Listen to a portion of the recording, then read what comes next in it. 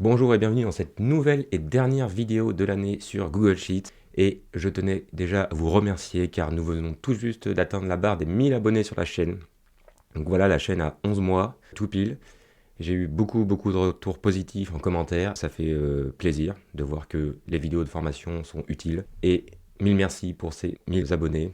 Et j'espère qu'on ira encore plus haut. Et pour clôturer l'année en beauté, on va voir une dernière fonctionnalité qu'on n'avait pas vue dans Google Sheets. Tout simplement parce qu'elle est sortie en juin dernier. Donc c'est une nouveauté de cette année et ce sont les tableaux. Donc c'est exactement les mêmes tableaux que dans Excel et c'était vraiment une fonctionnalité qui manquait un petit peu à Google Sheets. Et bien maintenant c'est chose faite et on va voir ça tout de suite. C'est parti!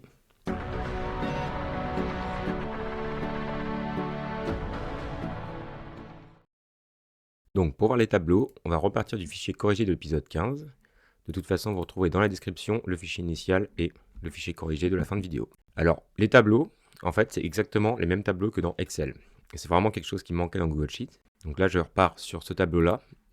L'avantage, en fait, est qu'il y a beaucoup de types de données différentes. Donc ici, sur ce tableau, en fait, enfin, qui n'est pas vraiment un tableau, mais en gros, on avait mis des couleurs en alternance et des filtres et des tris. Et bien, en fait, si je vais, donc je sélectionne n'importe quelle cellule, je vais dans Format, Convertir en tableau. Et là, on voit qu'il m'a pris toutes mes cellules qui sont remplies et qu'il a créé un tableau avec. Donc, par défaut, il insère une ligne vide au-dessus. Moi, je ne veux pas la mettre. Voilà. Donc, en fait, j'ai juste à faire un précédent ou annuler quand il me le propose pour enlever cette ligne vide. Et en fait, un tableau, ça va cumuler des couleurs en alternance, du tri et des filtres pour chaque colonne et un type de données aussi, un format de données pour chaque colonne. Et là, par exemple, on voit que sur le texte ici, où j'avais des listes de choix, si je vais ici dans le filtre, je clique sur menu de la colonne, et là, dans modifier le type de colonne, on voit qu'il a bien mis menu déroulant. Donc il a bien détecté que c'était un menu déroulant. Ici, pareil, il a bien détecté que c'était un nombre. Par contre ici, on voit qu'il n'a rien détecté. Donc là, je peux retourner dans le menu de la colonne et dire que ça c'est un nombre. Voilà. Donc là, il nous a automatiquement enlevé les décimales, pour ceux qu'on n'avait pas, mais en fait on peut les remettre exactement comme avant. Donc montant c'est pareil, ici, je vais mettre que un nombre, c'est une devise. Voilà. Et là, on voit qu'il met des petites icônes à chaque fois pour nous expliquer ce qu'il y a dans le type de colonne. Et en fait, le fait de mettre un nombre, par exemple ici, si j'écris autre chose dedans, ça ne va pas faire une validation des données, mais on aura un message qui nous dit que non valide, cette valeur ne correspond pas au type de colonne non. Si on veut empêcher la saisie, il faut rajouter en plus une validation des données. Mais déjà, on voit d'un seul coup d'œil les données qui ne sont pas bonnes. Pareil ici, les pourcentages. Je vais les mettre en pourcentage. Le téléphone, je ne vais pas y toucher parce que ce n'est pas vraiment des nombres. Et ici, les dates. Pareil, je vais lui dire que c'est un format date. Heure, il a bien détecté. Date, heure, il a bien détecté. Les dates personnalisées, je pourrais lui mettre en fait que c'est un format date personnalisé, mais pour l'instant, je vais laisser comme ça. Donc ensuite, si je vais ici, en haut à gauche, en tableau, je peux renommer mon tableau. Par exemple, données. Hop. Ajuster la plage. Désactiver les couleurs en alternance si je ne veux pas les couleurs en alternance. Je peux aussi changer les couleurs. Donc, moi, par exemple, j'aime bien mettre mon bleu ici en en-tête. En fait, je vais pouvoir gérer tout ce qui est affichage du tableau. Et ensuite, ici, on voit, ce qui est intéressant, c'est que toutes les vues filtrées qu'on avait créées sur notre tableau, qui n'était pas un tableau du coup, eh bien, elles sont automatiquement récupérées ici. Et en fait, voilà, en cliquant dessus, je peux afficher les vues filtrées qu'on avait créées à l'époque. Et afficher les options. Obtenir le lien de la vue, c'est si jamais on veut partager directement le lien de la vue à quelqu'un, par un lien. Renommer, dupliquer, actualiser, supprimer, etc. Et on peut aussi créer une vue filtrée et créer une vue avec critères de regroupement. Alors ça, c'est assez intéressant. C'est que par exemple ici, alors en fait là si je vais tout en bas, on voit que mon tableau s'arrête ici. Par contre si j'écris quelque chose à la ligne d'en dessous, on voit que automatiquement mon tableau va s'agrandir. Donc il prend bien en fait automatiquement les nouvelles lignes qu'on va créer. Si je veux ajouter une nouvelle colonne à droite, je clique sur le petit plus ici. Voilà, et là j'aurai une colonne. Et par exemple, je me dis que cette colonne là, alors là il faut que je sorte de ma vue filtrée évidemment. Cette colonne là, comme menu, je vais dire que ça va être une case à cocher. Donc là, ce qui est intéressant, c'est qu'automatiquement, il m'a mis des cases à cocher sur toutes les lignes de mon tableau. Et par exemple, là, je vais cocher quelques cases, ici et ici, enfin, peu importe. Ce qui va être intéressant, c'est que dans le menu de la colonne, là, je peux faire une colonne avec critères de regroupement. Donc qu'est-ce que ça va faire? En fait, ça va créer une nouvelle vue filtrée, et ça va me regrouper. Donc ici, on voit colonne 1 false. Ici, je vais tout en bas, j'ai colonne 1 true. Alors colonne 1 ici, c'est le nom de ma colonne. Donc, je vais appeler coche, par exemple. Voilà. Et là, il me dit coche false ou coche true. Et là, en fait, du coup, il va regrouper toutes les cases, si elles sont vraies ou fausses. Et là, on voit que si j'en cache d'autres, il me dit attention, ce n'est pas synchronisé. Je clique sur actualiser et ça va synchroniser ma vue. Et je vais l'appeler, enregistrer, voilà. Grouper par coche, par exemple. Très bien. Enregistrer.